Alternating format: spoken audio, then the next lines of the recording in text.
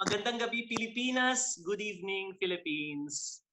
And a special good afternoon and or good morning to all of our listeners from all over the world. Welcome once again to Madz Talk, your weekly dose of songs, stories, and shared passion. And inspiration and learning and joy and many more things in between.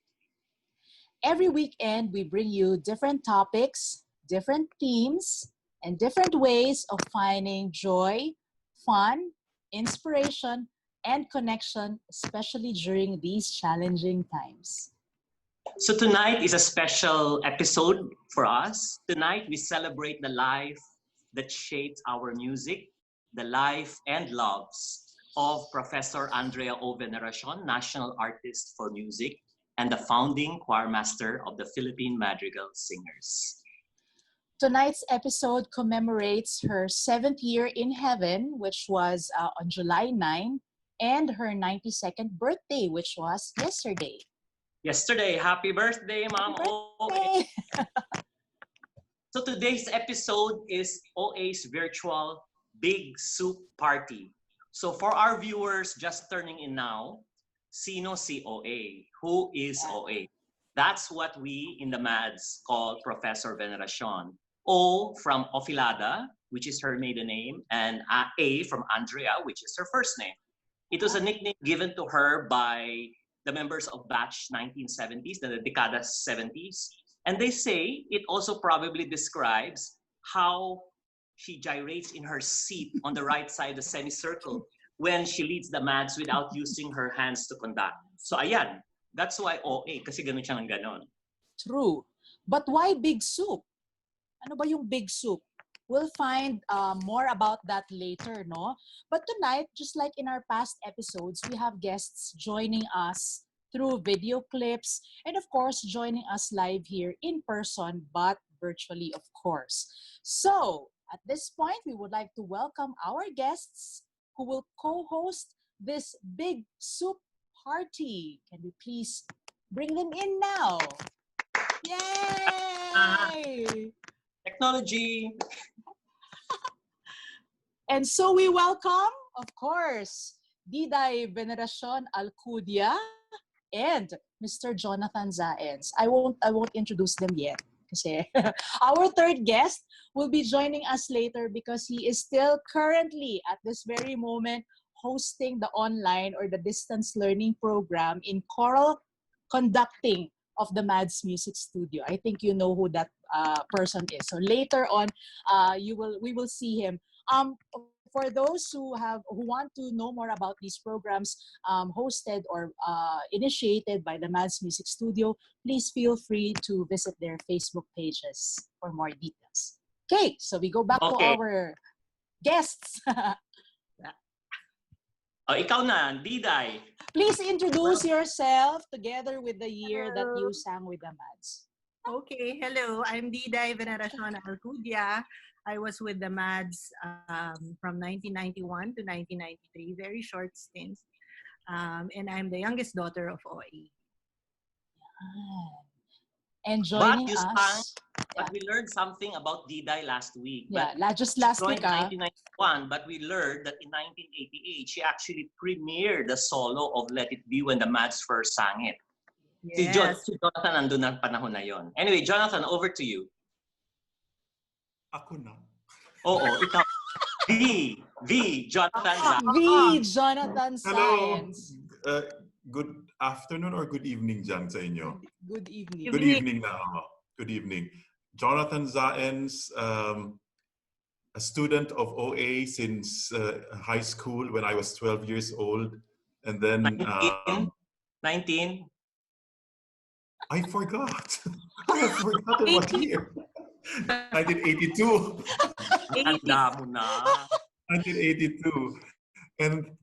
And then Madz batch 89, but I started as a trainee in 1986. And I stayed with the Madz until 1992. Joining us, of course, from Berlin, Germany. Yes, hello from Berlin, Germany. It's afternoon here, 2:30. 2:30 in the afternoon. Yes. And of course, we have Alfred here and myself, Odette. Parang pinag-usapan natin yung ating color combination, Odette. Oo nga. Bakit? Kasi favorite color ni Ma'am OA kaya akala ko mag-red kayo lahat. Or rose Hindi, color. ako nag-red lipstick because in the Madz, we always wear red lipstick during performance. So, red lipstick excuses. My heart is red. Ayun. My background is red. Ayun. And you're the daughter. Multo. Yeah, Happy anniversary, Diday. Thank you. It's my wedding anniversary today. Also the wedding. Ay, today. Yeah. Wedding anniversary. 23 years of slavery and martyrdom for Ronald. Wala ako ng medalya. Award na. So for many in the choral world and for many in the music world, you know about Professor Andrea Veneracion's influence and impact on the world of choral music. But for tonight's Big Soup Party, we will celebrate this like a birthday party. So hindi tayo mag-uusap tungkol sa trabaho. Instead, we will be reminiscing, celebrating, discovering, and enjoying the other facets of her life. How we remember her as a mother, as a teacher, as a friend, and generally a very, very interesting personality. Very so let's interesting. discover the other side of OA and discover her love for life. Ika nga, her joie de vivre, her exuberant enjoyment of life, her zest for life. Sabi ng Google Translate, joie de vivre ay lubos na kasiyahan para sa buhay. I had to Google that kasi Ganda nun. I like that. kasiyahan para sa buhay. And truly, those who remember Ma'am OA, ganun talaga. Lubos na kasiyahan para sa buhay. So how did this zest for life and living shape us all and our music and how we became better persons for it? So let's start. Kasi sabi natin Big Soup. So everybody for our non-Madz viewers, they say, okay, why Big Soup? So, and the Madz who are listening in, feel free to put in the comments why Big Soup. So, the Big Soup is always hosted at the Veneracion household. So let's turn it over to Diday. Diday, why Big Soup? At do you remember where did it start, or you were still in her womb? Maybe? Di naman. I think this was in the 70s. They were in Hungary. And after a concert, hindi naman tayo kumakain before the concert ng marami di ba? So talagang after the concert, were famished, kumbaga. And so their host invited them for dinner after the concert and sabi, we're gonna have big soup. So, syempre, ang taas ng expectations ng Madz, diba? Big soup. So, iniisip ko anong klaseng big soup doon, ganon. So, pagdating doon, yung soup, parang vegetable broth with some vegetables and maybe a little bit of meat. And that's it. So, sabi ni Mami, hindi mali, okay lang. Pagbalik natin sa Pilipinas, we will have big soup. So, yun na yung naging Big Soup. And naulit yan sa atin nung 1992 to remember in Slovenia. Sabi natin, huwag natin kainin itong soup na to. Meron pang iba. I mean, after, huwag ka magpakabusog sa soup. Yung pala, wala na. So, That's it. oh, that's it. So, ang lesson, pag anong hinain sa'yo, kainin mo na kaagad. At pag-uwi sa Pilipinas, mag-big soup na lang. So, yung big Yes. soup is actually very simple, no? Na arroz caldo, no? And mommy would buy yung kal na manok. Yung, alam niyo ba yung kal? Yung matandang manok na yung Yung naglilay ng pala. eggs. For Yung soup. hen.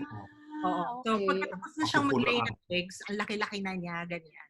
Binibenta na siya, ang tawag sa kanya call. So, pag galing kami sa Santa Maria, bumibili siya noon. Tapos, yun yung papakuluan ng papakuluan hanggang sa lumambot siya.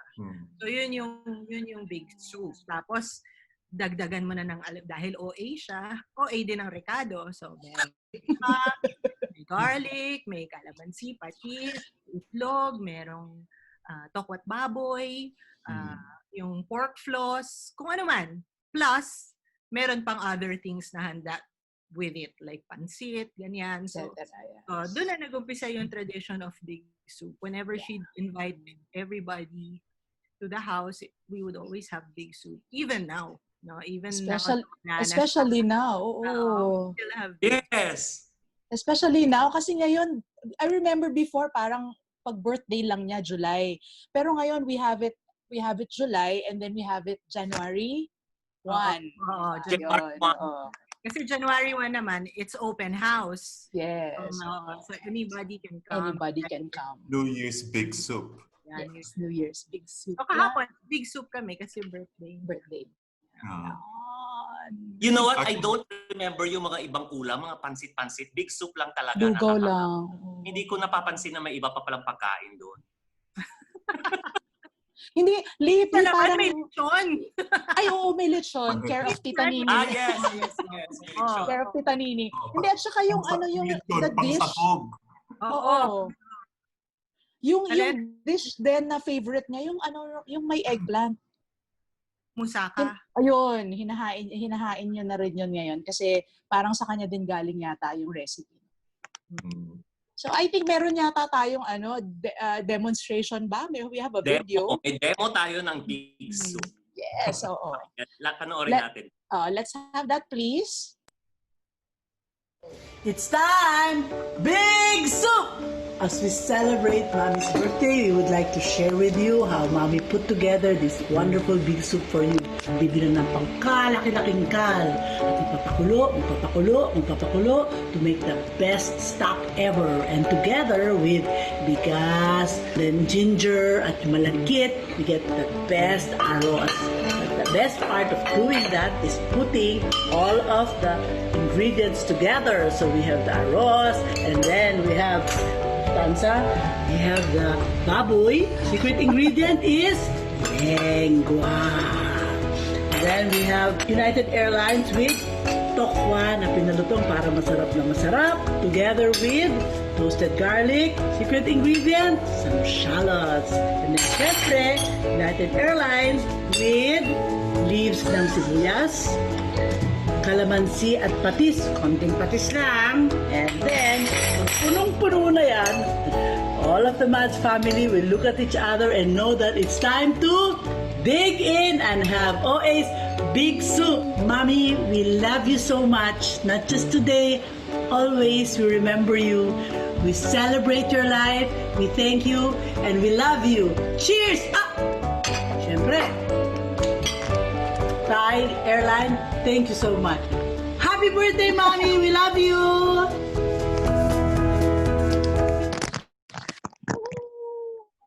So yung mga kal talaga ang tawag dun sa manok. Hindi ko nakita yung video na yun, Sarap! Sarap. Ano yung United Airlines, Thai Airways? Oo nga.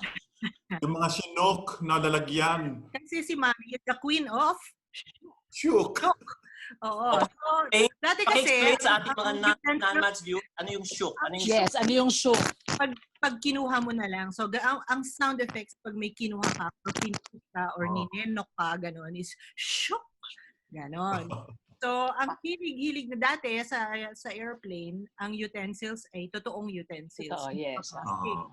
No? So, ang dami naming koleksyon ng mga kutsarita na United Airlines, Thai Airways, kung ano-ano, PAL, ganyan. So, paborito niyang pitikin yan. So, marami kami bahay. So, shook. Pero later Nung una, shook niya lang sa bag niya.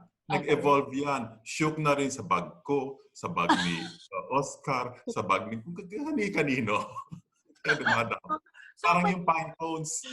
Pwedeng shook din ng ketchup, ganyan, kung may magandang ketchup or mayonnaise sa restaurant or sa hotel, ganyan. Minsan, ano ba pinakamalaki niyang shook? Blanket ba? Ay! Blanket yata. Pero din kami yung blanket, ganyan. So, dati hindi masyadong strict, hindi naman pinapansin, di ba? So, later on, strict. So, pag kinuha yung tray, titingnan kung kumpleto. Naging strict dahil sa kanya. So, nagkaroon ng style ang pagsusyok. So, kunyari gusto niyo yung kutsarita, ibabagsak niya muna yun sa floor. Tapos, kukunin ni FA yung tray. Pag tinanong, there seems to be no teaspoon here. Oh, really? Tingnan niya, maybe it fell. So, pagkulang kukunin niya, lalagay niya doon. It's here. Ganyan. Pero pag hindi niya snap, shook! Ngayon. May naka-ready na siyang dialogue for may scenario A, scenario B. Para hindi pa narinig. May napapandinig. Excuse me? Uy, pero yung lugaw kanina, masarap pa yung arroz caldo, ha? Nakita nyo naman, di ba? For our viewers, nakita nyo naman yung talagang ang lalaki nung chunk nung tokwa at saka yung shallots yung pinaka-favorite ko doon eh. Pero yung sinabi nga ni Ate Chiki, by the way, is the eldest daughter. Tama? Is the eldest daughter of Ma'am OA. May lengwa pa, merong, syempre may baboy pa, tapos syempre yung patis na hinay-hinay lang. But I really remember when we have the big soup, talagang siya yung star of the night. Yeah.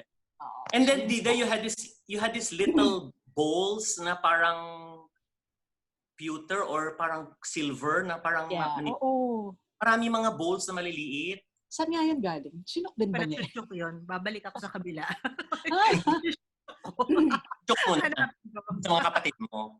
So yun. So actually, anyway. Excuse me. For me, yung when we say big soup, it's a big lafang, as in kainan talaga.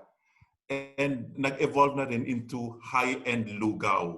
Di ba kasi yung lugaw is a very easy dish to cook. Pero the things that come with it, that makes it high-end. And also, pagkatabi mo si OA sa lamesa, na nandun yung kukuha ka ng soup, no? Sige na yan. O sige, tikman mo rin ito. Ito, lagay lang ng lagay. Kahit busog na busog ka na, you have no choice but to eat. Kasi nga, nandun lang eh, nakahain. Kasi siguro sa hunger, ganyan, nagutom. So to compensate for the hunger and for the dear mommy and daddy moments. Ay, ikaw na pasimuno niyang dear mommy and daddy, which is related to the big soup. Yun ba yun? Gutom, di ba? Yes. Dear mommy and daddy related to the big soup. Sige, labas mo yan. Ano yung dear mommy and daddy? Ako ba yun? Hindi ko yes. maalala. Basta pag naaapi, gano'n, or naaapi ka sa tour or nagugutom ka. Dear mommy and daddy. Wala na. Gusto nang umuwi. Gusto nang umuwi. Pag homesick na. Noon. So you would write home, dear mommy and daddy, ginugutom kami rito. So during breakfast, ito yung another form of shook. During breakfast, sasabihin ni Ma'am OA, yung tinapay, ilagay mo sa bag mo. Yung ganito, yung butter, ilagay mo sa supot. So during breakfast pala, nagko-collect ka na ng food and put it in your bag kasi you never know sa gabi kung baka namang soup lang ang iserve for dinner. Meron kong baon sa loob ng bag. So be prepared. Ever ready. Ever ready. Tinatanong mo, Alfred, kanina kung ano yung biggest na pinashook ni Ma'am OA. Alfred Samonte says, 3 airline blankets. 3 pa? Tatlo. Oo, ang pinatago kasi wala silang katabi. So, pag walang katabi, di ba, syempre, pero kumpleto naman yung mga things dun sa vacant seat. So, pati yun kinuha. So, thank you for that contribution. So, Marami nga babalik tayo nagsasabi, marami nagpa-shook sa kanya. Oo, maraming nagpa-show. Kung ano-ano, nako, I think 1 hour and 30 minutes hindi yata enough para kung mag-show and tell tayo ng mga things na show and tell. Mabalik tayo sa Big Soup, So, sabi I ni think, Candy, watching now, sabi niya, booking na. So I think we should stop this before somebody calls the police. By the way, Odette, nandiyan na yung ating guest na isa. yes, okay. I think we should, is he ready? Pero Ilang. slightly Sabi niya, wait lang, nawawala. Okay, sige. Sandali lang, So why nawawala. don't we go to the next topic first? Okay lang ba? Okay, yeah, sure. So, when you go to the veneration household, forgive me for saying so, pero talagang colecciones grandes talaga yung veneration household, no? Talagang there's everything but everything there. We don't even want to show you what's in there because magugulat lang kayo. But if you look closely at the photos of the veneration household, you will notice that their walls are filled with framed art. And that framed art, a lot of the people who are not inside the Madz will be pleased to know that Ma'am OA, aside from being known as a choral artist, she's actually an artist in her own right. So, Diday, before we show the pictures of that, tell us what's on those walls in your home. It's actually filled with tapestries. Yun ang tawag doon, tapestry na galing sa Europe, no? It's like cross-stitch, pero hindi cross ang pag-stitch, diagonal. No? Pag ganun lang, di ba? One way, at saka lahat dapat one way lang. Otherwise, parang ang pangit ng itsura. Tapos, it's a printed parang material. Thicker than cloth, no? Na butas-butas. Tapos, may pattern na siya doon. And usually, di ba? So, you would just sew a diagonal line depending on the color. No? So, yan ang kanyang paboritong gawin. Na-discover niya yan during one trip to Europe. And that's what she would do in the bus. Kasi alam naman natin na a great number of hours on tour are spent on the bus. So pagkatapos na niyang magrosaryo at basahin lahat ng kanyang novena, siguro ayaw naman niyang ulitin, no? Baka lumampas siya sa langit. Lumampas. So kailangan niya nang gagawin. So that's what she would do in the bus. So and then sometimes kung kunyari minsan may maliit, merong super laki, ganyan. But kung kunyari mother and child or portraiting Jesus, ganyan, she would do the face. Parang yun yung pag uukulan niya ng panahon yung face. And then pag uwi niya dito, bigay niya kay Angel, sabihin niya, you can do the clothes, do the background. So, collaboration nila ni Angel yan. Okay. Kuya Jonathan, masahan sa akin. Masikip, maluwang, hindi consistent. So, si Angel talaga. Kuya Jonathan, until now ba, would you notice sa Germany or sa Europe when you're going around, may napapansin ka pa bang mga patterns? Yes, even here. Even here, meron na. Okay. Kunyari DNC. Yeah. Palagi kami bumibili ng sinulid doon. So, whenever I see shops like that, nag-genuflect ako, tsaka nag-cross. Hindi ka bumibili. Pumili ka na rin. Para ganun ka. Ang tawag pala doon ay mezzo punto or half stitch. Yes. Half stitch. Metza ba? Sorry. Sabi ni Arwin Tan nung 2000 tour, halos kalahat ng Madz ay gumagawa ng gano'n na influence. Wait, before we do that, let's show our viewers what this is, what it looks like. Sige. Can we have the video, please? Video.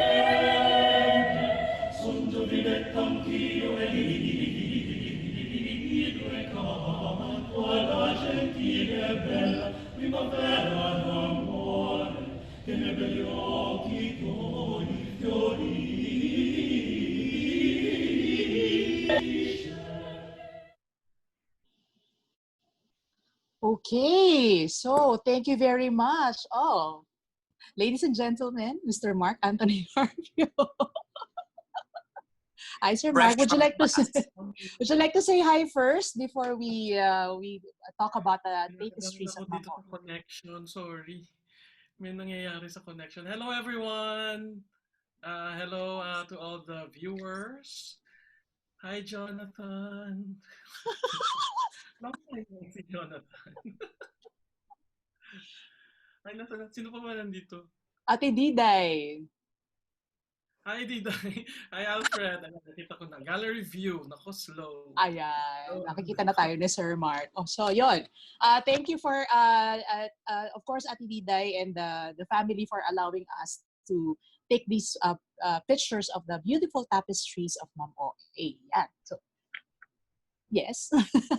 Meron si... Namangha ako ang ganda eh. Yung tapestry na binigay kay Mark, gusto niyo ba tingnan? Ay, of course. Kasi I think during Sir Mark's 50th birthday, I remember asking... Booking nga ng edad. I remember asking a few people, of course, yung special kay Sir Mark, to parang prepare one special gift na yun talagang ibibigay nila kay Sir Mark nung siya ay nag-birthday. So the family of Professor Veneracion gave him this particular, this very special gift.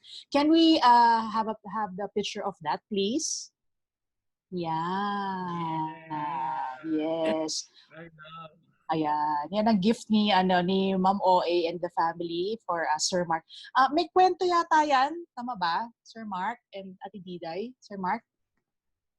Naku, nalimutan ko na yata.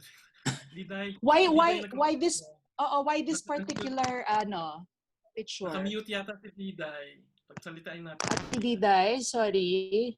You may unmute yourself. Yan. Kaya pala hindi sila nagko-comment. Ayan. Mute ba ako? Yes. Sino sa akin? Hindi nag-mute. Ako! Ikaw pala. Yes! Kasi we were discussing, you asked nga, na if we can give a gift for Mark for his birthday. So sabi namin, sige, pili tayo ng isang tapestry ni Ma'am para meaningful, di ba? So sabi nila, ikaw na pumili. So punta ako sa bahay, ito, pwede ito. So meron akong choices. So dinala ko sa house ko, one lunch, sabi ko, ito ang choices. This one or this one. Tapos, nag-vote kami, pati yung mga bata. So, sabi namin ito. Sabi namin parang ito ang bagay kay Mark. Tapos, when he opened it, parang siyang shocked. Shocking Asian. So, ikaw na, pasok Mark, kung anong kwento mo dyan. Kasi for the longest time, I had this image in my wallet. For the longest time. Alam ni Jonathan niya. So, it's the mother of fair love. So, hanggang sa nawala na yun. Pero laging nandyan siya sa akin. So, when I got it, she came back. Yun ang feeling ko. Pero yung size na yun, hindi mo na pwede ilagay sa wallet mo yan. Lagay. Pwede. That beautiful tapestry from Professor Veneracion now sits in the library or in the office of the Madz UP College. So pagpasok nyo doon sa office, yan agad ang bubungad sa inyo. Welcoming committee pala. Yes. Yan ang welcome committee. Yes. Ang ganda ng mga ng mga gawa ni naalala ko talaga yon the year 2000. So Doc Arwin was right kasi kasama ako doon. Nalulung. Nalulung kami kasi talaga every stop sa merkato, yun kailangan meron kaming mahanap na pattern. Ano ba yan? Iba-iba pa yan eh. May malaki, may maliit. So yung kami bago pa lang, doon kami sa maliit nagsisimula muna. Tama kasi nung time na yun, wala pa namang mga gadgets. So, lahat kami nakatungo, pero yun, nananahilin kami sa bus. Oo. Even the 70s, yata, ganun din sila sa 70s eh. I think, Diday, no? Parang nabalita ako ng kwento nila ni Eileen, no panahon na yun, nag-cross-stitch din, nag-met sa punta din sila eh. Baka. Nahawa. Wala namang Facebook. Ano, no? may naalala akong kwento tungkol dyan sa, connected dyan sa tapestry niya. Diba? Actually, for me, when I see OA doing that, it reflects her being prayerful. Diba? Kasi talaga concentrated siyang ganyan. Para sa nagdadasal. Na gives her peace and wala makakaistorbo. Unless na may nalunod, may nalulunod, tapos sabi sa mo tumingala lang ng ganyan, tumingala lang ganyan. Alfred, ikaw ang bida doon. Buhay o patay. Tapos continue ng tapestry. Alfred ang bida doon. Albang tama. Kailangan ba natin? Dapat ba ikwento yun? O patay. Buhay ma. Buhay po. Okay. Buhay pa. Tuloy. Buhay naman pala. Okay lang. Tuloy-tuloy yung tapestry. Okay. Tuloy-tuloy din ang kwento natin. Okay, bago pa natin mabuking lalo si Ma'am OA dyan sa mga tapestry niya. At kung sino pa ang buhay at patay. Let's now move on to our next topic. As mentioned by Alfred earlier on, he said that Ma'am OA was a voice teacher. So, marami sa atin, hindi lang kilala si Professor Veneracion bilang founder and choir master of the Philippine Magical Singers, kung hindi, mga voice teachers din nila. So many of the Madz were students of hers, not just as a formal music student who either majored or minored in voice. She would sometimes, often, informally invite others, yung mga ibang members, mga hindi voice majors, hindi music majors. Sabi niya, halika, i-vocalize kita. Yan ang opening line niya. Halika, i-vocalize kita. Yun pala, voice lesson na pala yun. Nako, and there is no turning back. Hindi ka na makaurong. You're trapped. So, yun. And it's free. And it's free. Yes, it's for Oh my free. God, it's free. Oh, national artist. Well, hindi pa siya national artist doon. Chairperson of the voice department, magvo-voice lesson sa'yo. Talagang, wow, how generous. Ikaw, Diday, kayo yung mga sisters kayo, did she give you voice lessons? Ako kasi, hindi ko alam sila ate. I didn't grow up with them. Nasa New York na sila when I was growing up. But nung bata ako, walang voice lessons. Minsan, alika, vocalize kita. Kasi sinali niya ako sa Chero Gym. So, but when I joined the Madz, yun, binocalize na niya ako. Sabi niya, alika, mag-lection tayo. Ganyan. Kasi doon niya na-realize na hindi pala ako soprano. So, diba? Kasi pinipilit niya dahil nung bata ako, soprano ako. Pagpasok ko ng Madz, soprano 1 daw ako. Kasi sabi ko, no. si Diday sang with the Madz alto 2. Yes, alto 2. But when she came in sa Madz, tatanda ko yun, soprano 1 nilagay ni Ma'am. Tapos si Ma'am OA, madami siya mga alto students na na-transform niya into soprano 1. Ganun siya kagaling. So, Betchy Ongsiaco, Jenny Villanueva, ano lang siya, hindi lang siya nasira lang siya sa kay Diday. Hindi na proud si Diday. Hindi sinaya. Hindi, pero kasi doon, sabi mo noon, I sang with the Madz even before I became Madz. Hindi lang nung 1988, nung Let It Be na yan. Siyempre, nung bata ako, meron pang kurot yan. Kumanta ka. Meron akong, so magsisolo ko, Madz ang aking backup, mahiwaga. Mahiwaga ang aking first solo. Oo. At saka Payapang Daigdig. Si Dangal de Leon pa ang tumutugtog ng gitara. Ganyan. So, join, ganyan. Pag naisipan, sige, kumanta ka, sumali ka dyan. Ganun. So, saling cut. So, we before we talk about Ma'am OA as a voice student, we asked some of her, dami-dami niyang voice students. So, Jonathan is one of them. So, we asked some of her students to tell us about what does it like. So the next video, I'll give you a little bit of a background, and it's very heartwarming for our hearts to have this video with us because one of her earliest students, ni Ma'am OA, from the first batch of the Madrigal Singers is Professor Imelda Ongsiaco, Professor of Piano at the College of Music. And she will tell you in the video. And then si Professor Ongsiaco, we call her I.O., Imelda Ongsiaco, is the mother of 4 other girls, we call the Ongsiaco brothers, who were all Madz. So all of them. Tapos si Betchy Ongsiaco, who is the voice teacher of so many of the Madz soloists that you know today. Their voice teacher is Betchy Ongsiaco, who was the student of Professor Veneracion. So that is the line. Including my son. Ah, yes. Including my son studies with Betchy Ongsiaco Valenia. So we will have this one other trip. What's that, Diday? Si Mark din teacher. Na anak ko. Mark din. Ako rin. Pero of course, we came out differently. Iba naman ang resulta sa akin. Si Jonathan, iba naman ang natungtong ni Jonathan. So, sige lang. Kahit hindi siya magtagumpay, bigay pa rin siya ng lesson, case in point. Si Mrs. Ongsiaco, Professor Ongsiaco, also is one of the few, trivia, she's one of the few longest-serving Madz ever, if you don't know that. So in the Madz, when I was writing the book, in the Madz, I think I will count a lot of the new generation. You know Pearl Reyes, she served the Madz for 20 plus years. 20 plus years. Almost years. Christopher Vorella, almost 20 years. Si Mrs. Ongsiaco, almost 20 years then, from the beginning, until nag-abot pa kami yan. So I told Nick na I'm very happy na nag-abot kami ng mama mo sa second. Okay, so bago tayo pag-usapan ng edad, let's listen to this video from the Ongsiaco family.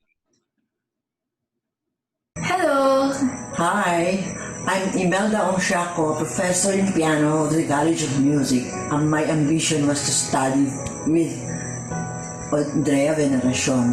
I studied voice in the 60s. In the 1960s. But my name is too long for her, so she told me, just call yourself I.O. She was very proud of me because I was able to sing with orchestra for my graduation. And she was your teacher, of my course. Teacher. So, OA formed the group Madrigal Singers. So, I'm one of the original members. First time to travel. Okay, and I'm Nick Nak. I'm the youngest of the Ongsiaco brothers. Hi there, Ate Millet, Ate Betchy, Ate Joji. So, ako yung last sa Ongsiaco brothers. Actually, Mama, you also enrolled me in the music extension program with Tita Andy. Right after graduating high school, I studied voice with Tita Andy in preparation for me to enter the UP Madrigal Singers. One of my memorable lessons with Tita Andy was may bagyo. May bagyo, and like any other student, of course, I was happy, walang pasok, ganyan. Pero, yun, may tumawag sa bahay, si Tita Andy. And meron daw kaming lesson. So si Mama, very supportive of Tita Andy. Inatid ako sa UP to have my voice lesson. I'm lucky because for the last time I traveled with my children, Minette and Betchy. We traveled together. I was very proud of that. And thank you to Tita Andy. She absorbed all of us in the Madrigal Singers. And the experience is really So, happy birthday, Tita Andy, in heaven, and thank you for everything. Hi, I'm Maria Cecilia Ongsiaco Valenia. I am a proud student of our national artist for music, the late Professor Andrea Veneracion. She was my voice teacher for 10 years, from 1987 to 1988. Bachelor's po yun hanggang master's. Siya po ang aking guro. Si Tita Andy ay just do it person. Yun ang notable trait niya. And I think I was seasoned that way kasi lagi niya akong sinasabak kung saan-saan. Betchy, punta ka, mag-gitara ka doon, mag-solo ka para kay ganyan. Tapos give a talk on this. Tapos, turuan mo tong grupo na to. Tumapang ako at nagkaroon ako ng self-confidence, and I thank her for that. Very generous si Tita Andy sa oras niya. Kikita ko ang dami niyang mga estudyante, kahit hindi voice majors, tinuturuan niya, kahit mga kaibigan niya. Tapos, she was not even asking anything in return. Meron siyang mga words of wisdom sa akin. Pagka binabato ka ng bato mo, tinapay. Tama nga siya. Kasi kahit sa admin work ko, yun ang iniisip ko, bato ng tinapay. Nakakasundo kami. Doon ka maupo sa harap, tapos ng trabaho mo. sa loob ng classroom, hayaan mo na sila humataw. Kasi first recitalist ko, as yung faculty ako pero may first recitalist ako, nanood siya. Tapos sabi niya, ba't ka dyan nakaupo? Tita Auntie, nahihiya akong hina ng boses. Andiyan ang tatay. Kaya hindi. At saka first recital lang yan. Gagaling yan sa second, mas matapang yan. Tama siya. Ever since then, lagi ako nakaupo kung saan ako makikita ng estudyante ko. Kaya pala siya, nakikita ko siya lagi pagka nagre-recital ako. I know you're happy wherever you are. I wish you a very happy birthday in heaven. And namimiss kita, namimiss namin kayo, at saka we love you so much. Alam ko may namimiss ka. Kaya, Tita Andy, happy birthday. We love you.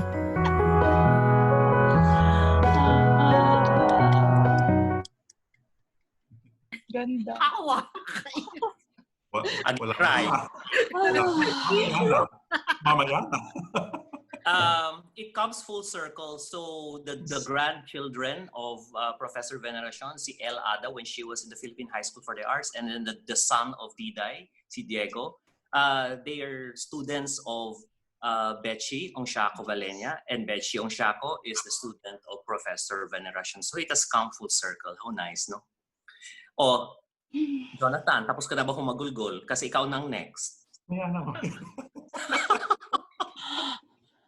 Kuya Jonathan, magkwento ka naman. Tell us how Ma'am OA was like.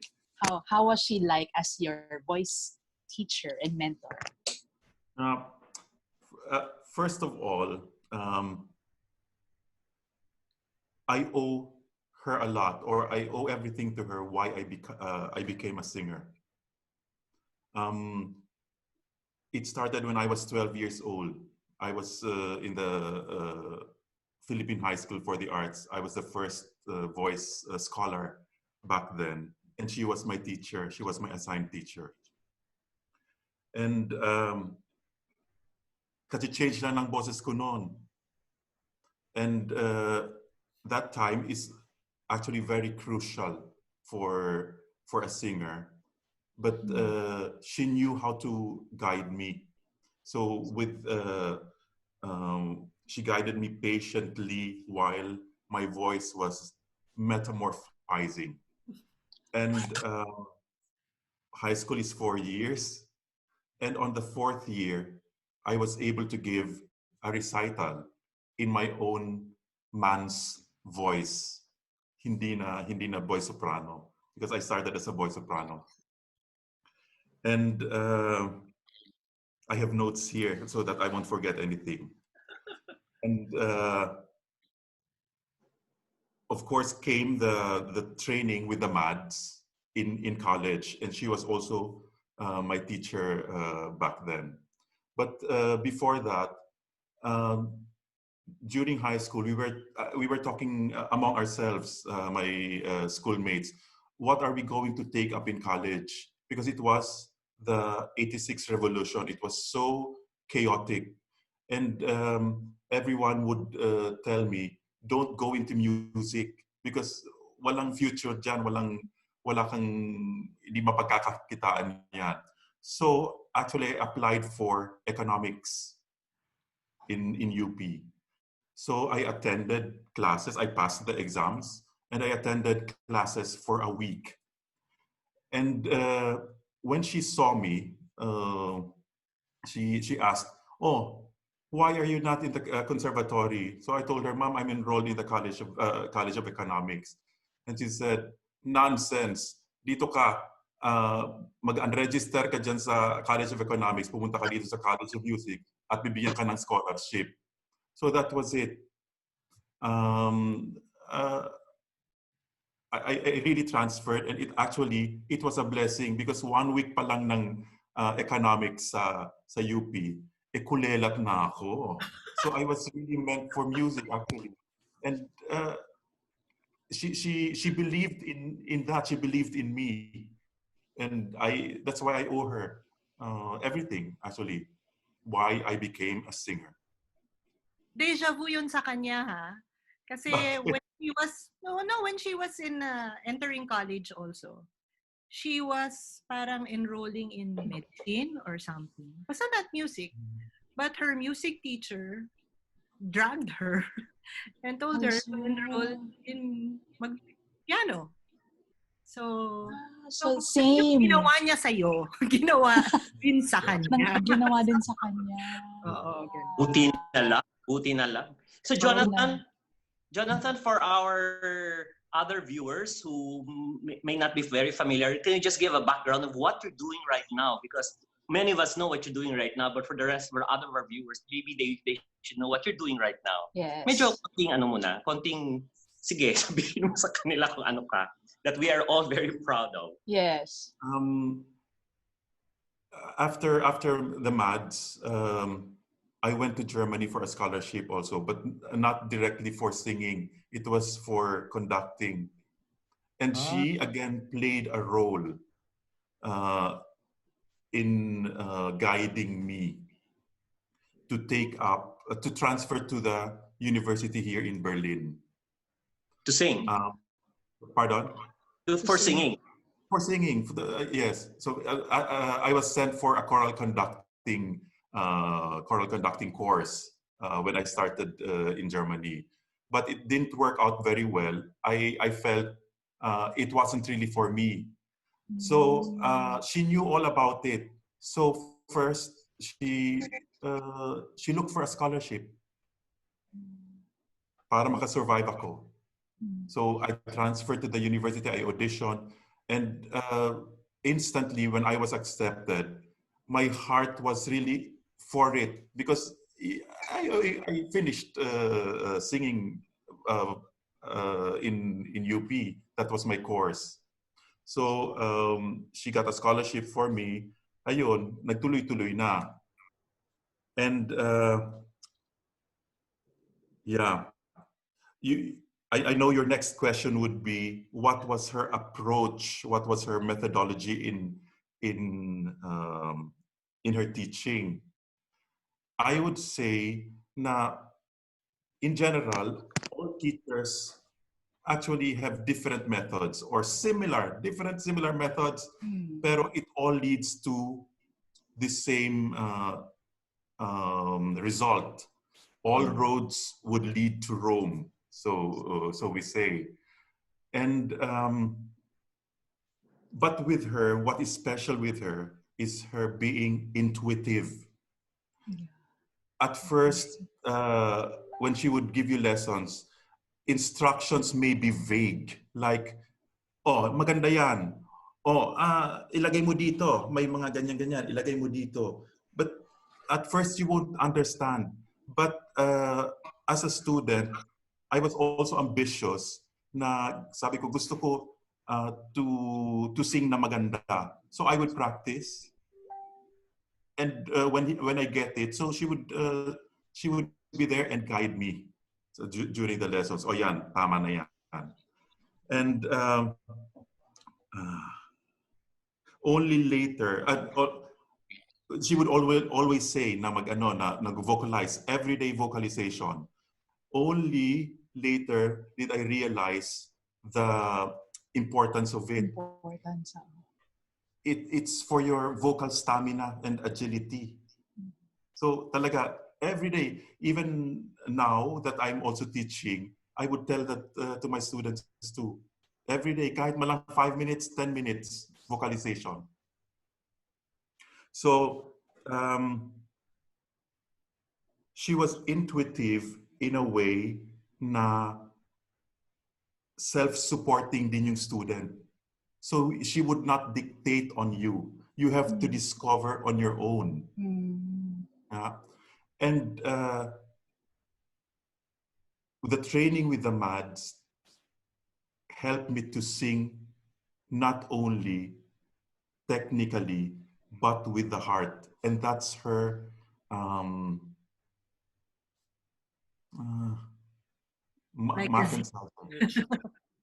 that's her mark, kumbaga.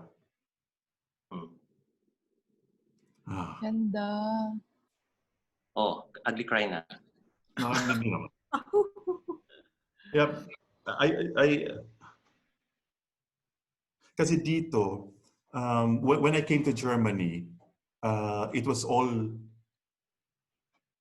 technical. The technical side was also given importance. Pero now as a singer,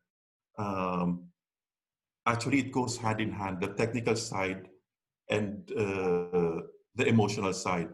That's the essence of singing, to transport the message through your heart, actually, through your innermost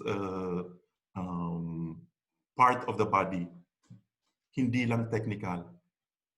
So that's what I learned from her, actually. And that was her as a human being.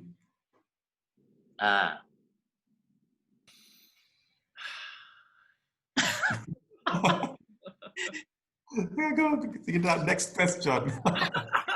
Let's listen to another student. Can we have the next video, please? From another generation. My name is Mary Jo Valencia.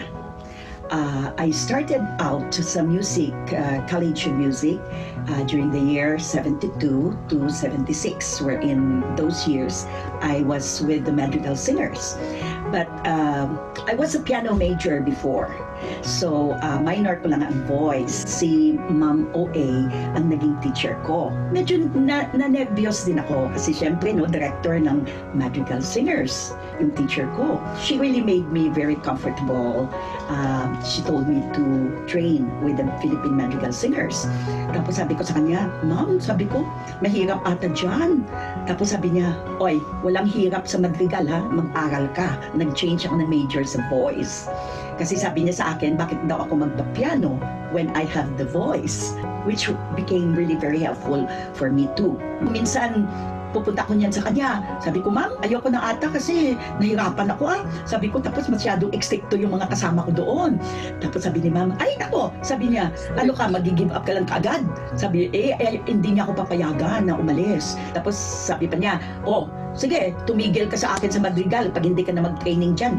Hanap ka ng ibang teacher mo. Ay, naku, sabi ko, Ma'am, mabuti naman, pasalamat din ako kay Ma'am because she gave me a chance to experience what is to perform. So that gave me more courage. No? Kasi alam mo, syempre, galing ako sa probinsya. So I was meek, no? Tapos naive. So dito, I grew up. Masaya si Ma'am. You know, very encouraging. Tapos yung free-spirited si Ma'am. Naiyak ako kay Ma'am na you're missing your teacher. You're missing your mentor mo, in other words. At least, Ma'am left a legacy sa Madrigal that probably will stay on. So, fun memories talaga kay Ma'am. I think she's one person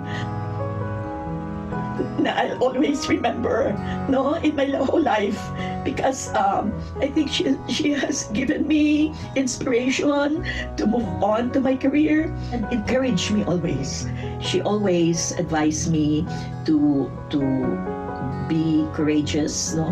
And if you believe in yourself, go on.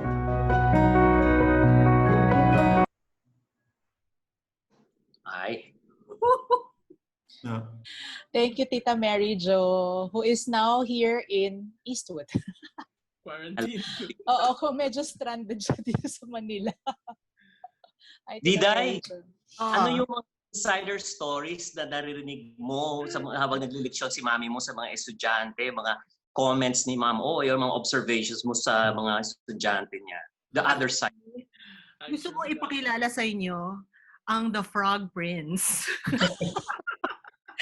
Kasi nung grade school, high school, after classes, I would go to the College of Music to wait for Ma'am. So either I would be in her room, naririnig ko yung nile-lection niya, or even sa Madz practices, memoryado ko lahat ng Madz songs nun kasi naririnig ko siya, no, the whole time. So one time, meron siyang estudyante galing Makiling. Dumadating yun sa College of Music once a week, no? Once a week dumadating sila, naka-van sila or tapos di-electionin niya, ganyan. So after, sabi ko, Ma'am, pangit naman ang boses nun, parang palaka. Sino ba yan? Talaga bang singer yan? Talaga bang voice major yan? Hindi, kasi papalit yung voice niya. Dati soprano yan. So, ganun talaga. So, next week, ganun na naman. Sabi ko, mapangit talaga eh. Sabi ko, ganun ba may pag-asa ba yan? So, yung pala, ang The Frog Prince ay Jonathan Zaens. So, narinig ko ang boses niya mula nung tumitil kumukokak-kokak na gano'n hanggang sa ngayon. So imagine how proud I am of him too, di ba? Yes. My goodness, the Frog Prince. Nakalitan ni Everybody is, I mean, we're all proud of Kuya Jonathan kasi yung Frog Prince ay cum laude. Yan, ng UP College of Music, major in voice. And he also earned his master's degree in, tama ba? Academy of Arts in Berlin, Germany. He's now a very actively sought after soloist in the Berlin and European vocal circuit. So I think that's what makes Mom different also, diba? He will not give up on you. All because of your mom. Nakikita niya kung ano yung possibilities. He will not give up. Even if you give up na, he will not give up kasi nga naniniwala, may faith siya na kaya. She was naman nangyari sa iyo, the princess of me. The Frog Prince. Kuya Jonathan was mentioning a while ago yung period na nag-change yung voice mo. Tapos parang Ma'am OA really knew how to handle it. I think we have another story. Same thing. And this is also very interesting, especially for our choristers out there na yung may magandang history din ito. May relevance ito para sa ating lahat. Can we have the next video, please?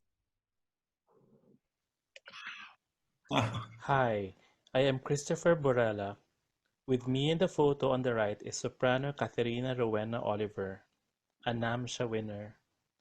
From 1988 until 1992, Kat and I were scholars of the Philippine High School for the Arts, where we were voice students of Professor Andrea Veneracion and Professor Betchy Valenia, Ma'am OA student and colleague.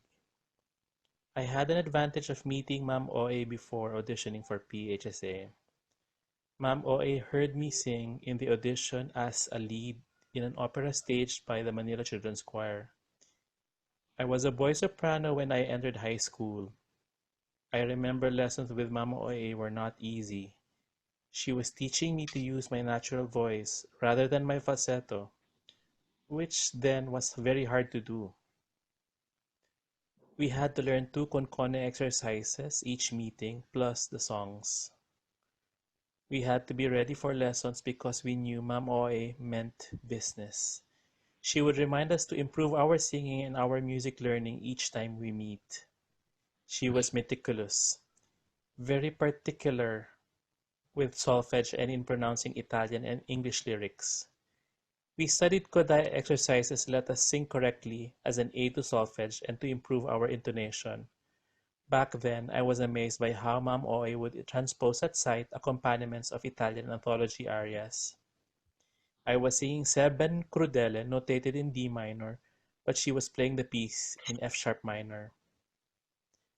A few months after graduating from PHSA, CCP was forming a group from Bayanihan Folk Dance Company and other CCP-based groups to perform in France for 2 months. Ma'am OA gave our names to the Bayanihan Folk Dance Company. Thanks to Ma'am OA, we were fresh high school graduates performing in Europe.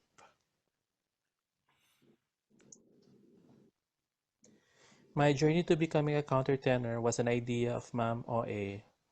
In 1992, she met Professor Valenia in the hallway of the College of Music. I was a student of Professor Valenia then and was learning baritone pieces. Ma'am OA asked Ma'am Betchy about my voice. I was studying well, but my voice, the range of my voice was limited and my voice was not improving as a baritone. Ma'am OA told Ma'am Betchy about her idea that I might be a countertenor. Actually, it was her dream to teach a countertenor. Ma'am OA asked me to meet her and asked me to sing. After singing, she asked me if I would be comfortable singing as a countertenor and shift to her as my teacher. I was not really sure then. I just thought it might be unique. She then asked me to tell my parents about me becoming a countertenor, singing with a voice similar to a female's. Back then, there was no YouTube, and the idea of singing as a countertenor was very alien. My parents supported the idea, and I started learning to sing countertenor in 1993. Thank you, Ma'am Oy, for teaching me and letting me to sing with the medical singers. Thank you. Thank you, Chris. Beautiful reflection. Ganda. Mark, question. Sir Mark, you have to come closer to your microphone, please. Thanks. Okay. Mark, question. Yung connection between singing beautifully and the philosophy of the Madz, which critics have called the most beautiful sound on earth. So ano yung takeaway mo dun sa thinking philosophy ni Ma'am OA on the specifically the philosophy of singing as it applies to how choral music should be? Because she's really essentially a voice teacher.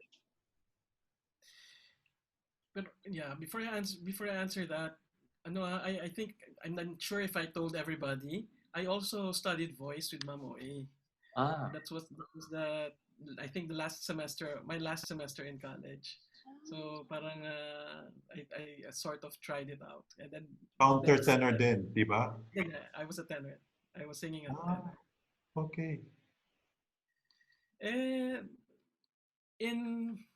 I guess what Jonathan was saying kanina, when we would rehearse, so it's one thing that I continue to do is to really, more than just sing, more than singing, she asked us to really she made sure na talagang naintindihan namin yung kinakanta namin.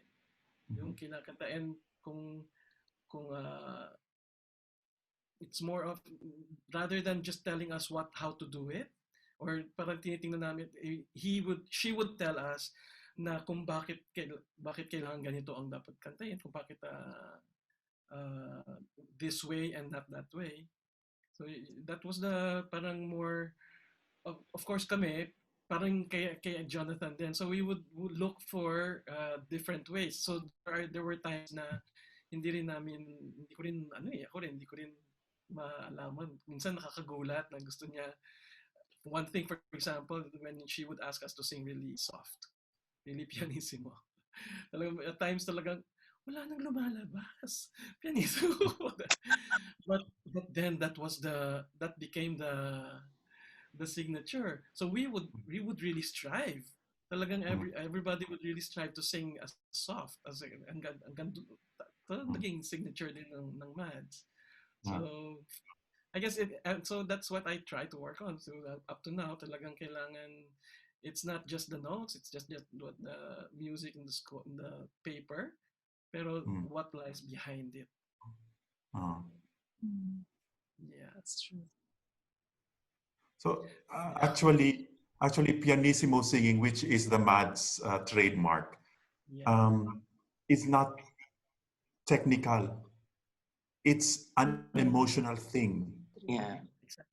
So actually, all these things, especially now that I am teaching, when I tell my students to breathe in, let's say it really makes a difference when you breathe in happily, if the song is happy.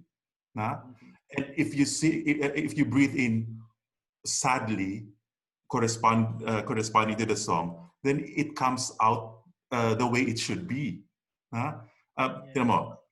If you breathe in, be happy na yun. But it's the technique comes secondary, actually. You breathe in what you feel. Yeah. Naalala ko lang bigla, she would always say na singing is 90% breathing. So everything starts from the way you breathe. So, exactly what you're saying, Jonathan. Even instrumentalists, they need to breathe. Yeah. That's true. I think I must read this beautiful comment from our friend from Valencia, Pedro, which I think would summarize what Sir Mark and Kuya Jonathan said. Pedro said, I always wanted to be a singer, but when I met Ma'am OA and the Madz, what I wanted was to actually express myself through music. Pedro trained with the Philippine Magical Singers. Thank you, Pedro. So, masarap sa dibdib. Speaking of Speaking of singing. love, yes. Eto na. Aspect of Ma'am OA as a love story writer. Let's go to another part. Odette, take it away. Cupid. Nako. Teka, wait. I'm looking at my... Sorry, hindi ako ready. Nagulat ako doon. Ako pala yung mag-i-introduce nun. So, okay. Ayan, nawala tuloy ako. No, yun nga, Professor Veneracion was not just our choir master and our overall director and boss. Especially when we were on tour, she was also our shopping partner, our lakwatsa buddy, kasabwat sa chismisan. If I may add, lagi namin siyang kasamang nagsisimba every pag maagang-maaga. And ambassador par excellence pagdating sa making new friends. So, one interesting aspect was how she played Cupid or matchmaker. Yan. So, we have a video here na merong konting kwento about how OA would play Cupid in the Madz. Video, please. So, 76, we had our tour, 6 months. Nag-compete kami, tapos ang hirap noon kasi kami may pa-exam pa kami kung sino yung dadalhin niya sa tour. So yun, umalis kami on the tour, 4 lang kami na babae na singles, kami yung mga babies ni ma'am, in other words. So nung sa tour, syempre may mga nagkakagusto-gusto ganun, alam mo, natural lang yun, syempre nung sa Russia kami, nagkanta kami sa Tchaikovsky Hall. Hindi naman ako doon yung kanilang violinist, first winner nila sa Tchaikovsky competition nandun. Yung guide kasi namin, sister niya. So ay tinawag nila ako, nahiya pa ako kasi syempre sabi ko, bakit akong tatawagin? Baka na yun. Tapos tinawag ako ni ma'am. Sabi niya, Mary Jo, ka na. So doon nag-start, gabi-gabi. Pa-dinner din siya ni ma'am.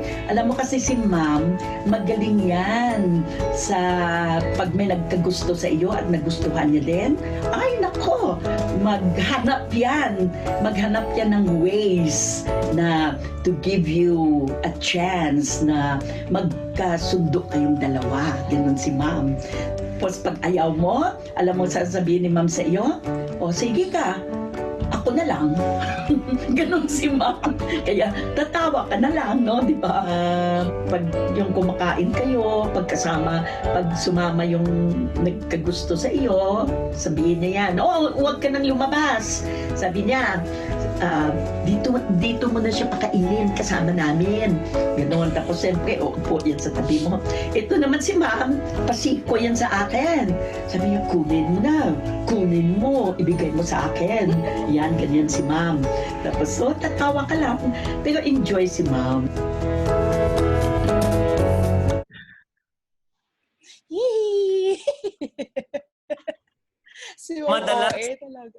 Madalas si Ma'am OA ganyan, no? Sa I think even in the 70s, as Tita Mary Jo would say, even earlier than 70s. So kami nung 1992, Diday, natatandaan mo, Jonathan, natatandaan mo to, meron din mga ganyan. So ito, makita niyo yung picture. Gusto niyo pakita? Para makwento Picture, please. Peggy proof. Can we have that picture, please? Ta-da! Diday, ito. Ate Diday. On the left is Gerald and on the right, Gerald Seiler, and on the right is Peter Moritz. Kasi when we were in Regensburg in 1992, me, Mommy, and I'm not sure if Candy was with us, but we stayed with Gerald's families, kay Mama Gertrude and Papa Jole. So when the Renner Ensemble visited Manila naman, si Gerald and Peter and another one stayed with us. No? So, nung pagpunta nila dito, doon na nag-umpisa yung Gerald, Baby, Peter, and Joy. No? So, pag alis nila, syempre, merong love letters in the wind na naganap. As in, talagang letters yun, hindi email. So, ganyan-ganyan. Mamaya, sumulat sila. Sabi nila, pupunta sila ng Philippines kasi bibisitahin ang mga, malapit sa puso. Ganyan. Si Baby nga at saka si Joy. So, sabi ni Mami, sige, dito kayo tumira sa akin. Kasi akong mother ninyo dito sa Philippines. So, medyo may pagkakonsentidor. Sa iba.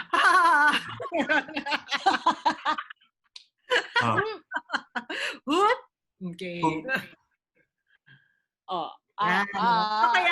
Kaya ang tawag ko kay Gerald at saka kay Peter, kapatid. Kasi nga, whenever they're here in the Philippines dati, they would stay with us. This is not Peter, no? Si Peter yan. Peter yan. That's Peter. Yes, that's Peter. Akala mo sino? Ay, sino? Ay. Peter yan, si Peter. Thank you. Ang payat ko, grabe. Ganyan na, inisipin nyo na lang sa akin ngayon. Thank you. Peter might be watching. Thank you for sharing the pictures. Thank you, Baby and Joy, for sharing the pictures. At saka madami pang Cupid stories, I think, si Ma'am O. Hindi tayo matatapos. Lord of the Rings yan. Pagkasigit mo natin yan. Maraming kwento. So, isa sa mga big, we cannot avoid talking about it if we talk about Ma'am Oe, is this whole thing about discipline. So kahit merong mga nagla-love story dyan, stricto pa rin si Ma'am Oe. So maybe, this is a video that a lot of people have seen countless of times, but for her birthday, kasi kahit nagpa-party kami, hindi maiwasan na this topic is still on the table. So let's hear from Ma'am Oe herself about what she has to do, talk about discipline, because then let's probably talk about that as well. Because she was not just a teacher, she was not just a very exacting choir master, she was also one of the core foundations she established that has remained is our tradition of excellence, and this is founded on something very important, which is discipline. So malaking topic yung discipline sa kultura natin. So let's hear from herself. There is only one dictator that's allowed in this world, and that's the musical dictator, a symphony orchestra or a choral conductor. I don't care if you're a good singer or if you're the best singer you have to attend rehearsals. Kasi that's the only thing that will keep us will keep us together and will make us allow us to make good music. As long as the discipline is there, nothing can go wrong.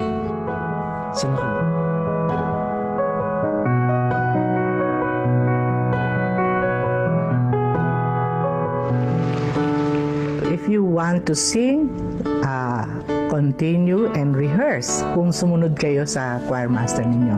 And for the choir masters, read and listen to a lot of choirs, yung choir music, para matuto ka. There are so many things that you learn from listening, and don't be afraid to ask. I'm also happy for the choral world, kasi ibig sabihin ngayon na hindi lang mga pianista at mga kantorang magagagaling. The other conductors can aspire to become a national artist.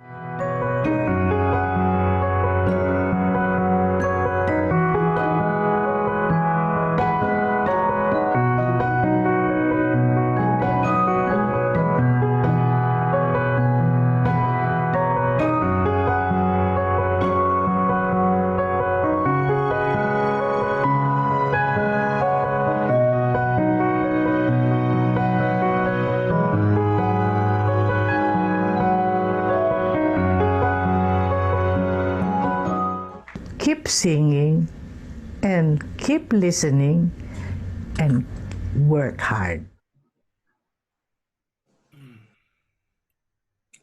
We would like to thank the Cultural Center of the Philippines for that video.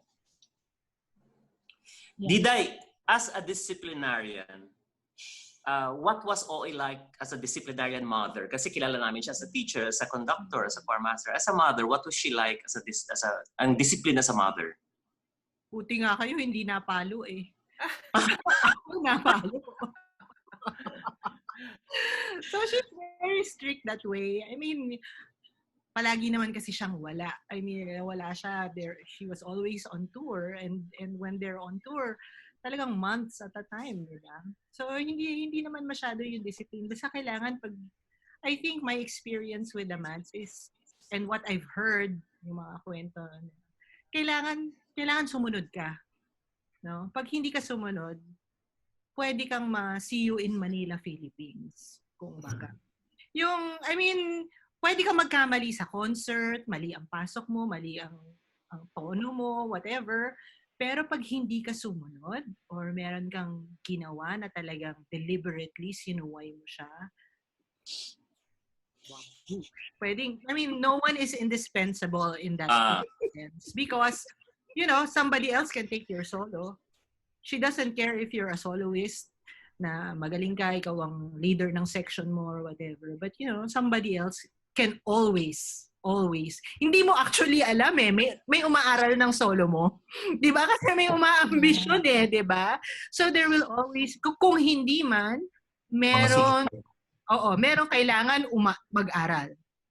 So I think that's her lesson. You have to be really prepared, and you have to learn how to follow.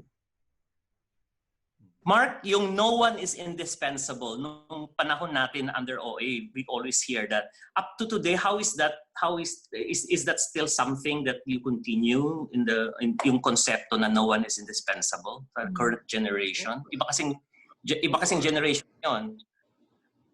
Yes. Yeah, we can see it in kasi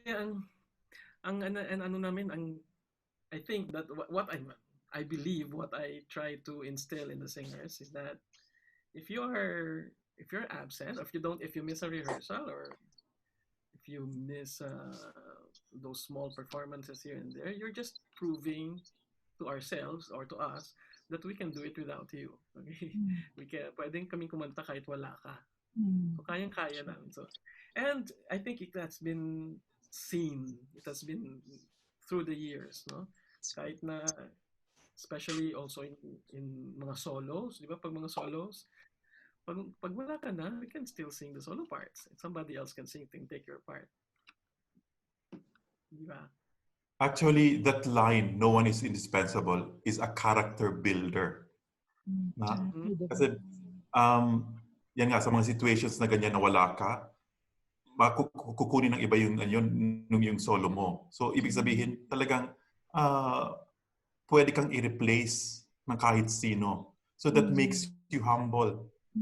And actually, attend rehearsals. Yes. And to work hard. To work hard. To work hard. So, hindi nga pwede basta-basta. Kailangan laging, up, mataas yung game mo talaga. Naku. Mark, meron kang kwento sa libro tungkol dyan na hindi ka nakakanta, tapos ano nga yun? Can you may wala kang boses or something? Nakalimutan ko. Si Alfred. Yung namaos ko yata, oo. Yes! Yung nawalan ako ng boses.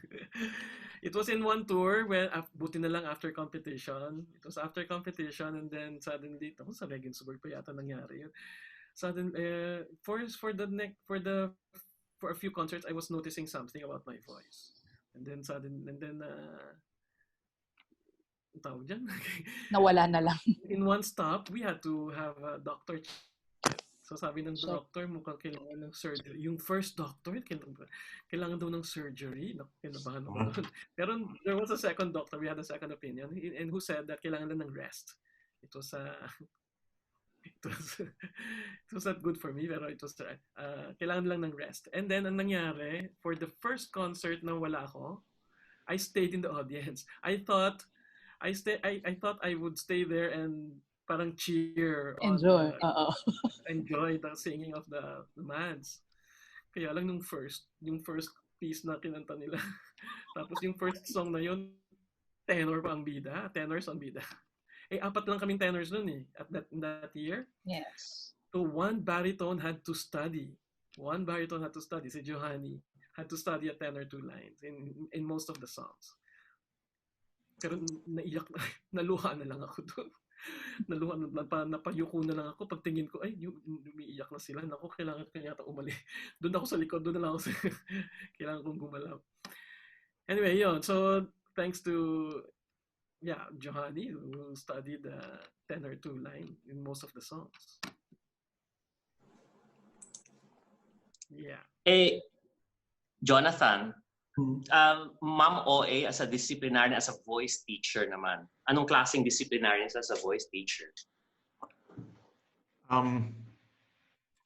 I have one story na I will never forget regarding discipline.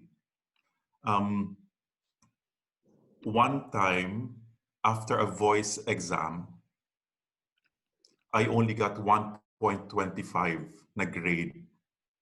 And for me, 1.25 is high. Only. So after ng exam, lumabas siya dun sa room, and she told me, 1.25 lang ang grade mo. May emphasis sa lang. And with, alam mo yun, mukha niya, 1.25 lang ang grade mo. Sabay alis. So, it dawned on me, of course, na nakita ko yung mukha niya, she was not happy. She was not happy. She wanted a 1.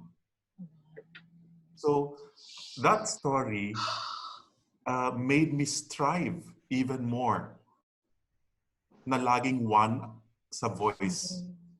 And not even that. I mean, to strive in everything, in anything you do. Yun na nga, of course, ngayon na I'm older, I try to think of that very often, telling my students na to strive for perfection. She wanted that. Because if you strive for perfection, the result is always above average. You know that no one is perfect. But if you strive for it to be perfect, hindi mediocre ang lalabas. So she didn't want you to be mediocre. That's discipline. That's discipline. Even ano? Buti. Para sa akin, hindi siya ganun. Thank God. Hindi niya nakikita grades ko. Dahil palagi siyang wala. Hindi niya alam.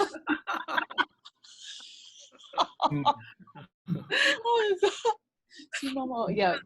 Yung sentence ba, 1.25 lang ang grade mo. Yung lang tumagos dito. Tumagos dito sa puso. With matching facial expression. Yes, oo. May hirap. Makuha ka sa tingin. Makuha ka sa tingin. Yung comments niya na no one is indispensable. I've seen that's became a huge tradition. The other comments she used to make with us is, it's for your character development. Wala sa video yan, pero lahat tayo alam niyang character development. So example, Mark, for example, groups, no, choirs, and then you deal with the current generation, Madz, and I don't know if I'm going out on a limb by saying medyo iba yung generation ngayon. Siguro, I know that they have different desires and different scenarios of living. Iba yung situation na ngayon. And then you've also worked with other choirs. Ano yung most challenging discipline problems that you see in contemporary choristers? Without naming names. I guess it's the presence of this technology that we did not have. Wala itong mga gadgets and that before. So ngayon talagang lahat sila meron. Lahat sila, they could easily check everything there. And hawak nila palagi. So, ang nangyayari talagang most of the time, doon nagre-rely. So, recordings or listening to recordings instead of reading, yung mga ganyan, instead of reading from the score. The score. Ano ko talaga yung reading from the phone. Talaga, yun talaga. Ng aking how can you mark your scores if you're reading from your phone? Explain. Okay? Yung mga ganyan. Okay? Yun ang palaging nano ni Ma'am, di ba? You all know that. Okay, we are learning here. We don't have a conductor, so everybody has to know exactly what to do in every measure, in every note. So, kailangan minamarkahan mo yan. Paano mo mamarkahan kung hindi? Yun. Alfred, while I was preparing for this talk, I was looking for a particular letter from OA, which she sent me back in 1994, January 26. I will read a line just to show how she was, about the Madz.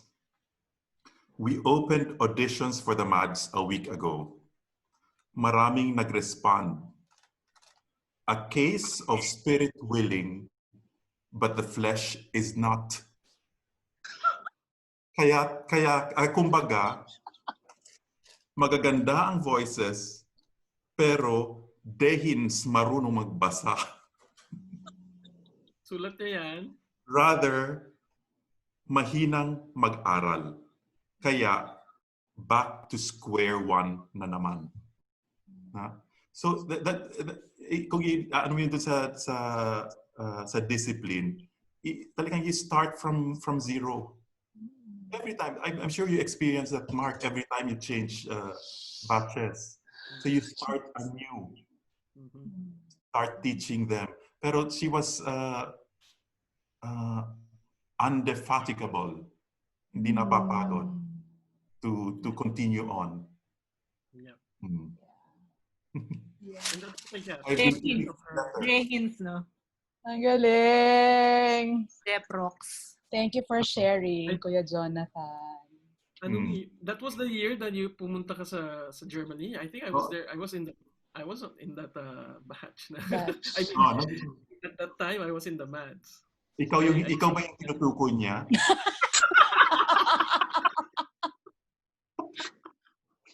Yata! See? You have evolved! Naalala ko baka nga! Minsan may lesson kami sa boys. Nagle-lesson kami. Tapos, for that lesson, medyo hindi ko na-aral yung assignment ko. Tapos, nung kinakanta ko na, nakatalikod siya, di ba? So, nasa likod ako niya. So, kinakanta ko yung assignment.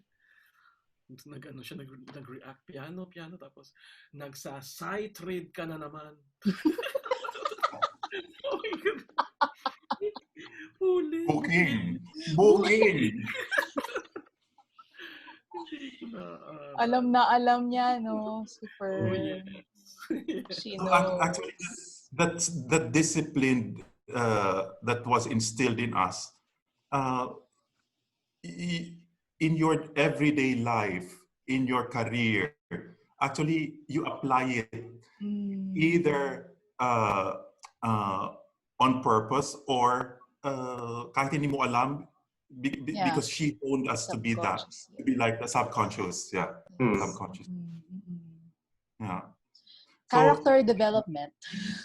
Character development, no. So Super. even now, I also sing in a professional choir here in Berlin. I never dare going there unprepared. Lalo na pagka mga modern music. So I have to bring, kasi hindi rin ako, I'm not good in sight reading. So I need to take the pieces home and prepare it. That's a Madz trait. Yes. Yep. And memorizing. Yung memorizing din, it's a Memorize. memorizing is a discipline too. Yeah. Holahi, holaho. So how common a problem is that, Mark, today? Yung mga unpreparedness, yung mga inability to memorize. How prevalent is that as a problem? Yung totoo. Mga nakikinig sila. Panahon mo na mag-serve. Nakikinig sila. Nakikinig sila, Mark. Parang tinatanong mo kung ilang beses gaano kadalas umuinit ang ulo ko. Gusto mo ba malaman? What do you do? Gusto mo ba malaman? I think sila na makakasagot, no?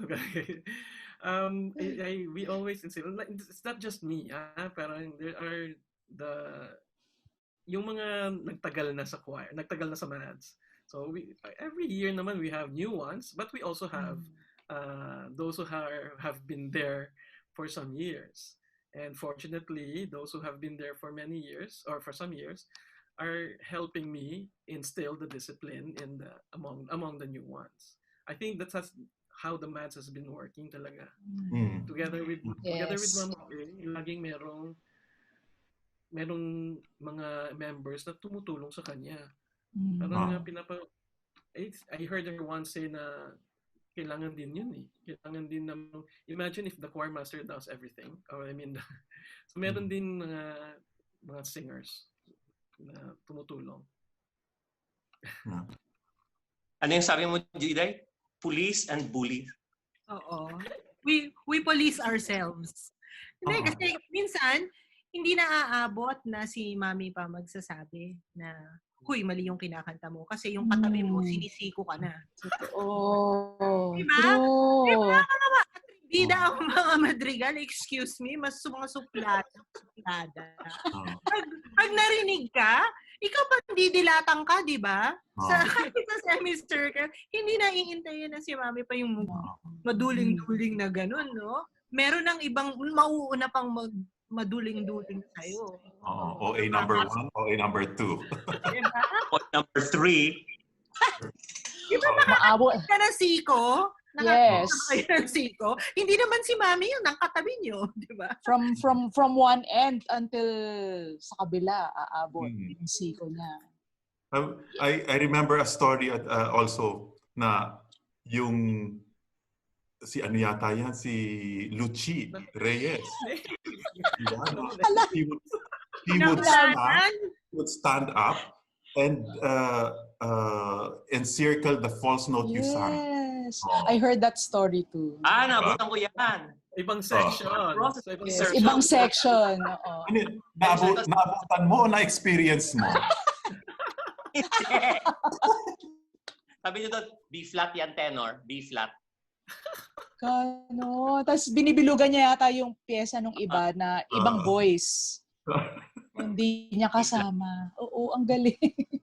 Ang galing, katakot. Pero actually, I heard Mom actually say that. She said that your choir members will police you.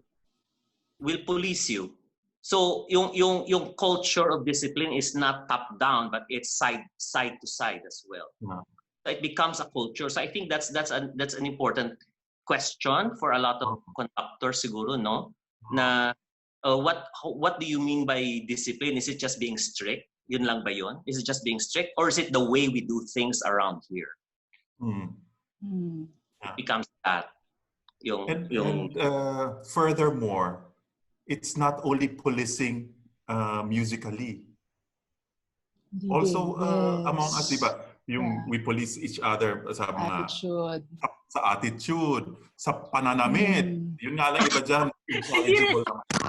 Hindi ka nagtagumpay dyan, Jonathan. Hindi ka nagtagumpay dyan sa pananamit. Meron siyang failure dyan. Ano ba? Kumbaga, I give up my case. I offer it to the Lord. Merong very quotable quote si Ma'am OA. It's for your character development. So I don't know if you remember that on tour. Hindi pwede we get shabby treatment. Nauso yung word na shabby treatment. Si Ma'am OA will be the last to complain She's the last, hindi siya mangunguna sa pagiging prima donna. You were talking about the Jonathan last time, nag-usap tayo about the outreach, because outreach tours are not not always very convenient, di ba? Yeah. Gaya nung, I remember another story. I was in that group back in the 90s. We were in Bukidnon. We traveled from one city to the other with the jeepney. Yeah. Na talagang alikabok. Usok. So pagdating doon, talaga yung mga naka-foundation na tawag siya, na alikabok. Pati nakaupo rin sa jeep. Espasol. May espasol sa mukha. Pero go! Hindi siya nagreklamo. Oo, parang nasa bus din kami noon, year 2000 tour, almost 24 hours from north to south of Italy. Lahat ng Madz nagtatumbling na sa loob ng bus. As in, talaga papalit pa siya. Rosario. So, paano hindi ka nga pwede mag-complain? Kasi, hindi siya lumilipat dun sa kabilang seat. Kasi nakaupo lang. Leading by example. Yeah. Leading by example is very important. 94 rooming assignments. Merong iba made a case about alam ka agad. 94 assignments. There were 2 people who complained about the rooming assignments. Ayaw nila ng ganung rooming assignments. So the next morning, Candy was still the manager then. Pag-akyat sa bus, eto na, naglabasan na ng mga hinanaing about the rooming assignments. Ang sagot lang ni Ma'am Oy, it's for your character development. End of story. True. Ako nga hindi makapag-complain sa rooming assignment eh. Meron na akong insider sabi ko, Ma. May access ka na. Ganun lang siya. Hindi. It's for your character development. Hindi. Counted ba pag si Ma'am O yung roommate mo? Tapos malakas siya humilik. It's for your character development. Roommate ko siya, ikaw magpa-plancha ng costume niya. Yes. Ay, kahit hindi. Basta kasi meron kaming ginawang kasalanan sa kanya. Nag-volunteer ako mag-plancha ng costume. Lugi ka mag-plancha. Sabi ko, lugi ako mag-plancha ng costume ni Mami. Malaki ang floor area. Kasi malaki. Mas maraming pa-planchahin, mas maraming tela. Alfred, allow me to read some comments lang from our alumni na magaganda Marami silang mga kwento So una, tama daw yung sinabi ni Sir Mark about the scores, sabi ni Tita Mary Jo, because that helped them win or get the winning trophy sa Hungary. They were the only ones who took that breath in the right place, sabi daw nung composer. Yan daw yung nagpanalo sa kanila noong batch 1976. So, conductors are watching, so dapat talaga i-insist yun. Tapos si Kat Oliver from Netherlands, he said, ako kaya, speaking of yung police bullies, sabi niya, kasi love ako ni Ma'am OA, binibigyan niya ako ng first note pag nawawala ako sa quartet. Yan ang sabi ni Kat. And there's also another comment, yung tungkol dun sa pagkukupid ni Ma'am OA. Tita Tessie from Helsinki is now watching. She said, Petri and I were the first of OA's wedding inaanak. They first met in the Choral Festival in New York in 1969. So sila yung first love, sila yung first love team na nagkatuluyan. Ayun. So sila yon. And then next was Tessie Gut, who in 1976 now married to Mr. Marquez naman sa Portugal naman. So yan, ang mga comments ng ating from the Madz also. Meron pa isa wait, sige lang. Flower girl ako ni Tessie and Petri. Wow. Ano? Flower girl ako. Tessie and Petri. Okay. Joel Aquino said, I love hearing, Joel Aquino of course is a former member of the Madz, na conductor ngayon ng marami ding choirs. I love hearing these stories of love, discipline, responsibility, and accountability again. So, yun, sabi ni Joel. So with that, Alfred, tapos na. Yes. Hindi ito Lord of the Rings. 1.5 hours lang ito. Tapos na. So Jonathan ang winner. Nag-ugly cry. So, you know what? In any birthday party, we have to go home. right? In the Great Big Soup tradition, hindi ko alam, pwede ba yung mag-take home ng pagkain? Kaso, Big Soup, wala namang take home. Wala Then, take home ng sangria. Sangria. So, walang take home kasi naubos ng food. Wala. So, before we go with this birthday party ni Ma'am OA, time check, parating si Ma'am OA is very particular about time. So we will observe that. So Diday, ikaw muna, maybe you can start any closing messages for our viewers before. Ano yung pa-take home mo sa amin? Anong pa-take home mo sa mga nakikinig natin from yes. big to party? Magkukwento ako. Uy, hindi, joke. Siguro on behalf of our family na lang, I'd like to thank everybody, the Madz, all her students, all her co-teachers, everyone who believed in her, mga CCP, and everyone who did not really get to meet her or talk to her, but still are very devoted to her.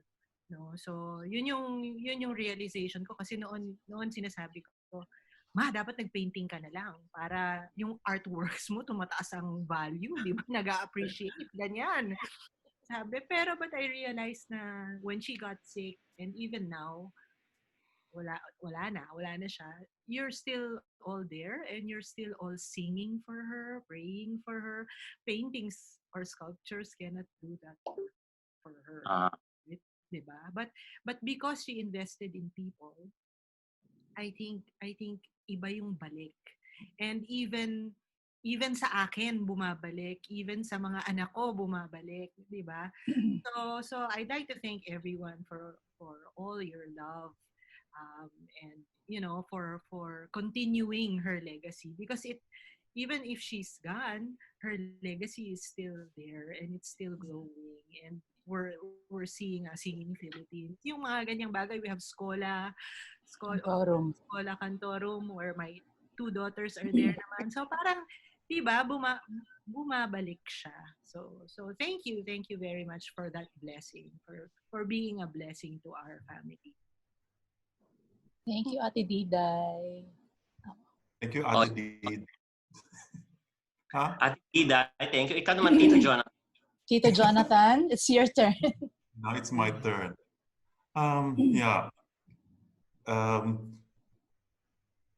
Three things kung sino si OA sa akin.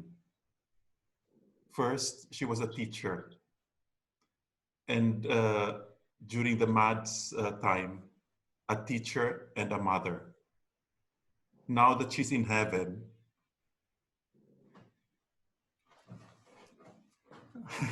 my guardian angel. And may she continue inspiring us in her life story, also with her life story. And for those who are non-Madz, may you find, of course, inspiration in her life story. But I wish that you also find somebody like her for you to emulate. Because talaga, we are all lucky to have known her, that she have touched our lives, and na dumaan siya sa buhay natin. Happy birthday, OA. Inis to eh. So na ba yung... Tumulo na. Bakit pink? Bakit pink? Wala eh. Ito na nahila ko dito. Ready. Meron akong box. And Sir Mark, yung pa-take away mo sa atin? Well, first of all, I wish I could really talk. We could talk more. But if ever we could do that, I just want to thank Mamo A first. Thank her for not only for the Madz, because a lot of people are thanking her for the Madz, but also for the trust, and also for the people whom she has trained very well and who are now helping me in this work that I do. Ang dami nila, ang dami nyo. Okay? Because without you, I don't think I can do it. I don't think I can do it. Kaya I'm very grateful for you. Kaya for the people who are for the Madz also and for the non-Madz, katulad ng sabi ni Jonathan, the Madz is much more than what you hear on stage. There is much more than that, and I hope that you could see those things. And what we are doing is just part of what Ma'am OA wanted to share, wanted to parang leave as her legacy.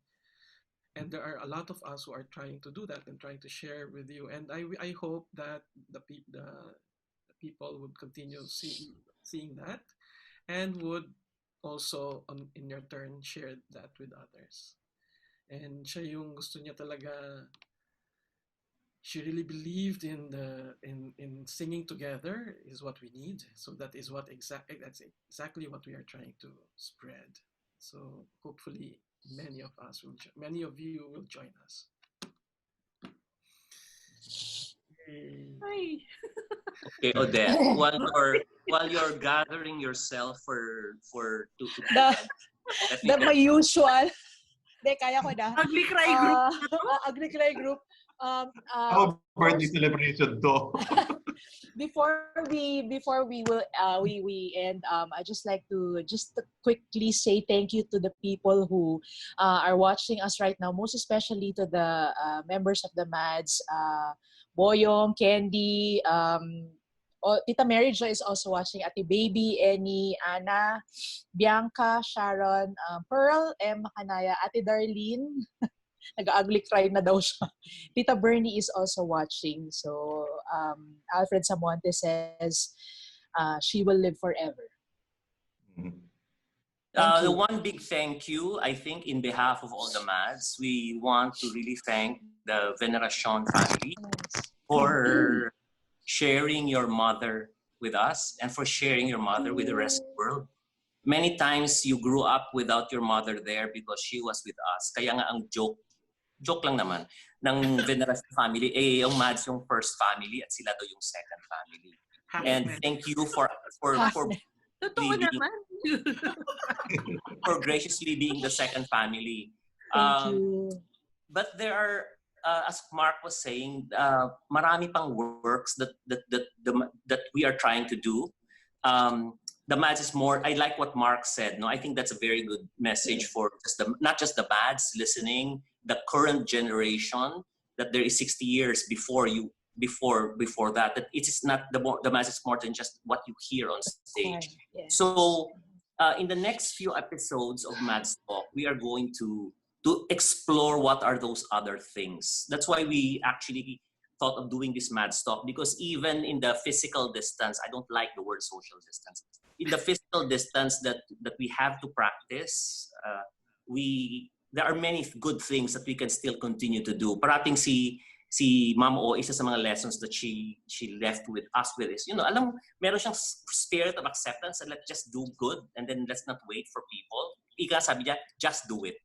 So that is a spirit. In this next few episodes of Madz Talk, we are just going to try to push the other things that Mark was talking about, and you will discover that. So we'd like to invite all of our viewers to please come back next week because we are going to explore these other things. So a lot of people will say, dami pang mga stuff in the legacy as well as plans ni Mark that he wants to pull together and push forward. We will learn about that in the next coming episodes. So please join us again. Even with the social distancing, si Mark is very busy, kaya nga late siya ngayong araw kasi nagtuturo siya ng distance learning online program ng Philippine Madz. He's teaching choral conducting, so if you're interested to learn with him, now's the chance to learn. Because wherever you are in the world, there are many good things. One congratulations. I want to congratulate the Ailey Matthew Maniano and all of the alumni of the Madz for being in the top 6 favorite choirs pick ni Eric Whitaker. Whitaker, yes. So, tama. Oo, Tama. yeah. So, thank you. So finally, before we say goodbye, thank you to the Madz for the stories that we continue to tell. Yes, thank you. Materials that we receive for this show. So for the members who sent a lot of materials, please do not despair. Mapaw. Dami-dami. Hindi to Lord of the Rings. This is just a 1.5 hour show. Hindi to Star Wars, but we will try to push it to the next few. Yes, to the next. Yes. Dami-dami talaga. Thank you.